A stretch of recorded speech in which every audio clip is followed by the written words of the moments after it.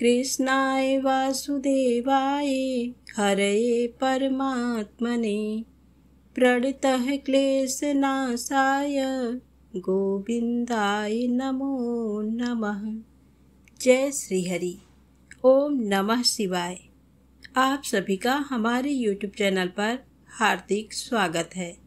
आज सुने वैशाख मास में आगे की कथा का वर्णन। सब प्रजा को विदा करके जितेंद्री राजा ने अंतःपुर में प्रवेश किया और अपनी पत्नियों से वाराह जी की वह कथा सुनाकर वे रात में वहीं सोए। सपने में भगवान श्रीनिवास ने राजा को बिल का मार्ग दिखाया और उनके नगर से लेकर बिल के अंत तक मार्ग में पल्लव बिछा दिए। राजा ये स्वप्न देखकर जब सवेरे उठे तब उन्होंने शीघ्र ही मंत्रियों, प्रजाओं और ब्राह्मणों को भी बुलाया। उन सबसे अपना देखा हुआ स्वप्न सुनाकर जब उन्होंने दरवाजे पर दृष्टि डाली तब वहां पल्लव बिछे हुए दिखाई दिए। तब उपयुक्त मुहूर्त में घोड़े पर सवार हो राजा तोंडमान घर से चले और बिल के पास पहुंचकर वहीं उन्होंने नगर बनाया। उस समय देवाधिदेव भगवान ने स्वयं राजा को ये आदेश दिया, अर्थात संकेत किया कि इमली और चंपा ये दो वृक्ष बहुत उत्तम हैं, इनका पालन करो।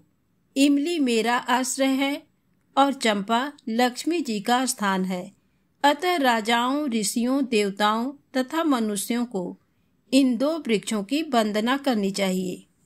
तोंडमान से ऐसा कहकर भगवान विष्णु चुप हो गए। उनका वचन सुनकर राजा ने चाहार दीवारी बनवाई और बैखानस कुल के मुनियों से पूजन कराया। वे प्रतिदिन बिल के मार्ग से आकर भगवान को प्रणाम करते और लौट जाते। उन्होंने उत्तम भोग भोगते हुए धर्म पूर्वक राज्य किया। इसी समय दक्षिण देश के एक श्रेष्ठ ब्राह्मण गंगा स्नान के लिए स्त्री सहित घर से चले। मार्ग में ब्राह्मणी गर्भवती हो गई। उसे इस दशा में देखकर और अपने साथ चलने में असमर्थ जानकर ब्राह्मण देवता राजा के द्वार पर आए। द्वारपाल से उनके आगमन की सूचना पाकर राजा ने उन्हें दरबार में बुलाया और उनकी विधि पूर्वक पूजा करके उनसे कुशल समाचार पूछा। ब्राह्मण, आपके आगमन का क्या हेतु है, बताइए, मैं आपकी किस आज्ञा का पालन करूं?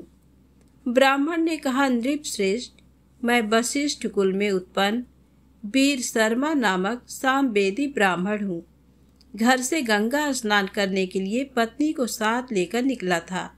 मार्ग में वह गर्भवती हो गई। ये कुशिक वंश की कन्या तथा बड़ी पुण्यशालिनी है। इसका नाम लक्ष्मी है।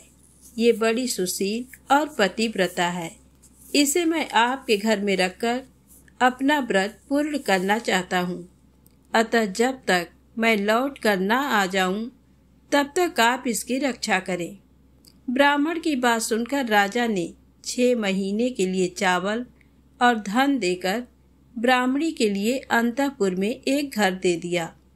अपनी पत्नी को वहां रखकर ब्राह्मण प्रसन्नता पूर्वक गंगा स्नान के लिए चले गए।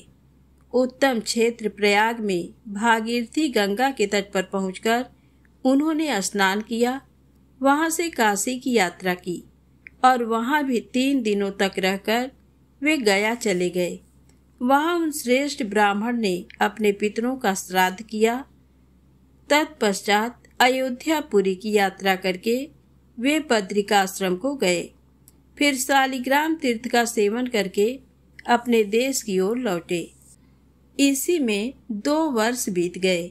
वैशाख मास के शुक्ल पक्ष की एकादशी तिथि को वे पुनः राजा के पास गए। राजा ब्राह्मणी को भूल गए थे। उन्होंने उसका कभी स्मरण नहीं किया। ब्राह्मणी स्वाभिमानिनी थी। 6 महीने बाद अन्न समाप्त हो जाने पर वह मांगने नहीं गई, घर में ही मरकर सूख गई थी। तब वीर शर्मा ब्राह्मण ने गंगा जल की पिटारी खोलकर 1 शीशी गंगा जल राजा को भेंट किया और पूछा, मेरी धर्म पत्नी कुशल से तो है ना? तब राजा ने ब्राह्मणी को स्मरण करके कहा, आप ठहरिए, मैं अभी आता हूँ। ऐसा कहकर उन्होंने अंतःपुर में जाकर देखा तो ब्राह्मणी घर में मर गई थी। ब्राह्मण को ये बात न बताकर राजा ने उसी उत्तम बिल में प्रवेश किया और श्री तथा भूदेवी के सहित भगवान श्रीनिवास का दर्शन करने के लिए वे वेंकटाचल पर गए। राजा को सहसा आते देख श्रीदेवी और भूदेवी दोनों छिप गईं। उन्हें प्रणाम करते देख भगवान ने पूछा, राजन, ये असमय में तुम्हारा आगमन कैसे हुआ? राजा ने भयभीत होकर ब्राह्मणी की मृत्यु का वृत्तांत बतलाया। उसे सुनकर देव भगवान विष्णु ने कहा, राजन, उस श्रेष्ठ ब्राह्मण से भय न करो।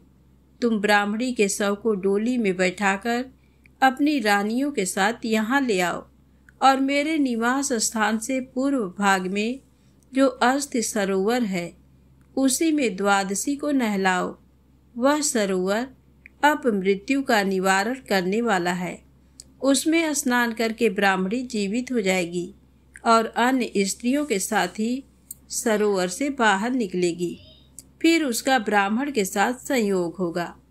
भगवान श्रीनिवास का ये वचन सुनकर राजा अपने नगर में गए और सुंदर सुंदर डोलियों में अपनी रानियों को तथा एक डोली में मरी हुई ब्राह्मणी को भी बैठाकर ब्राह्मण को आगे करके वहां से भगवान का दर्शन करने के लिए चले।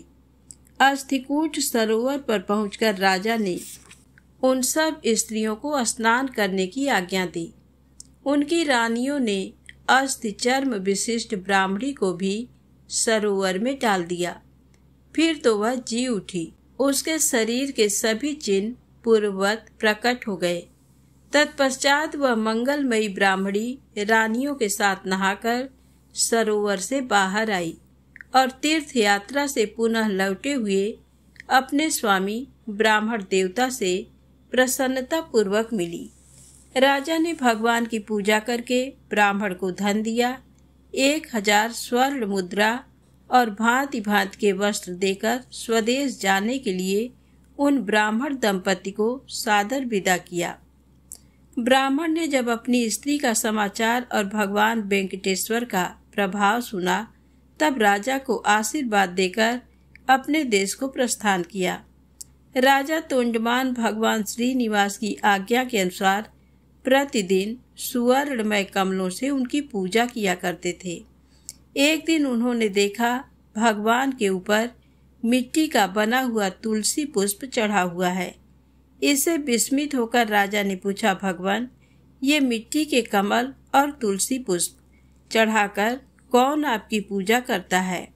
उनके इस प्रकार पूछने पर देवाधिदेव भगवान ने स्मरण करके कहा, मेरा एक भक्त कुम्हार है जो कुर्म ग्राम में निवास करता है। वह अपने घर में मेरी पूजा करता है और मैं उसे स्वीकार करता हूँ। भगवान की ये बात सुनकर राजा उस कुम्हार को देखने के लिए गए और कुर्मपुर में जाकर उसके घर पहुँचे। राजा को आया देख कुम्हार उन्हें प्रणाम करके आगे खड़ा हो गया। उसका नाम भीम था। राजा ने उससे पूछा, भीम, तुम अपने कुल में सबसे श्रेष्ठ हो। बताओ, भगवान की पूजा किस प्रकार करते हो? उनके पूछने पर कुम्हार ने कहा, महाराज, मैं कभी कोई पूजा नहीं जानता। भला आपसे किसने कह दिया कि कुम्हार पूजा करता है? तब तोंडमान बोले, स्वयं भगवान श्रीनिवास ने तुम्हारे पूजन की बात कही है। राजा की बात सुनकर कुम्हार को पूर्व काल में दिए हुए भगवान के वरदान का स्मरण हुआया। उसने कहा, महाराज, पहले भगवान वेंकटेश्वर ने मुझे ये वरदान दिया है कि जब तुम्हारी की हुई पूजा प्रकाशित हो जाएगी, जब राजा तोंडमान तुम्हारे द्वार पर आ जाएंगे और उनके साथ तुम्हारा संवाद होगा, तब तुम्हें मोक्ष प्राप्त हो जाएगा। ऐसा कहकर पत्नी सहित कुम्हार ने वहां आए हुए विमान को और उस पर बैठे हुए भगवान जनार्दन को देखकर उन्हें प्रणाम करते हुए प्राण त्याग दिया तथा राजा धीराज तोंडमान के देखते देखते विमान पर बैठकर दिव्य रूप धारण करके पत्नी के साथ वह भगवान विष्णु के परम धाम को चला गया। ये अद्भुत घटना देखकर राजा हर्ष में भरे हुए अपने नगर को आए और अपने श्रीनिवास नामक पुत्र का विधि पूर्वक राज्याभिषेक करके बोले, वत्स, तुम धर्म पूर्वक सब मनुष्यों का पालन करो और पृथ्वी की रक्षा करो। पुत्र को ये आज्ञा देकर बुद्धिमान राजा ने बड़ी भारी तपस्या की। तपस्या करते समय भगवान ने उन्हें प्रत्यक्ष दर्शन दिया। वे श्री तथा भूदेवियों के साथ गरुड़ पर आरूढ़ होकर वहां आए थे। श्री भगवान बोले, राजन, मैं तुम्हारी तपस्या से बहुत संतुष्ट हूँ। बोलो, तुम्हारी किस इच्छा को पूर्ण करूं? देवादिदेव भगवान के ऐसा कहने पर सम्राट तोंडमान अत्यंत प्रसन्न हो हाथ जोड़कर गदगद वाणी में बोले, माधव, मैं आपके जरा मृत्यु रहित धाम में निवास करना चाहता हूँ। मुझे यही मनोवांछित वरदान दीजिए। ऐसा कहकर राजा भगवान के समीप पृथ्वी पर साष्टांग पड़ गए और शरीर त्याग कर विमान पर जा बैठे। उस समय गंधर्वगण उनकी स्तुति कर रहे थे। राजा भगवान विष्णु का सारूप्य प्राप्त करके शोक मोह रहित, जरा मरण वर्जित तथा पुनरावृत्ति शून्य बैकुंठ धाम को चले गए। सूत जी कहते हैं, देवादिदेव भगवान वाराह के द्वारा कहे हुए इस भविष्य प्रसंग को जो सुनता है तथा पुण्यमयी पुराण कथा का भक्ति पूर्वक पाठ करता है, वह सब कामनाओं को भोग कर अंत में भगवान विष्णु के परम धाम को प्राप्त होता है। तो प्रेम से बोले, श्री हरि विष्णु भगवान की जय हो। आज की कथा यहीं समाप्त होती है। आगे की कथा अवश्य सुनिएगा। जय माता दी, जय भोलेनाथ।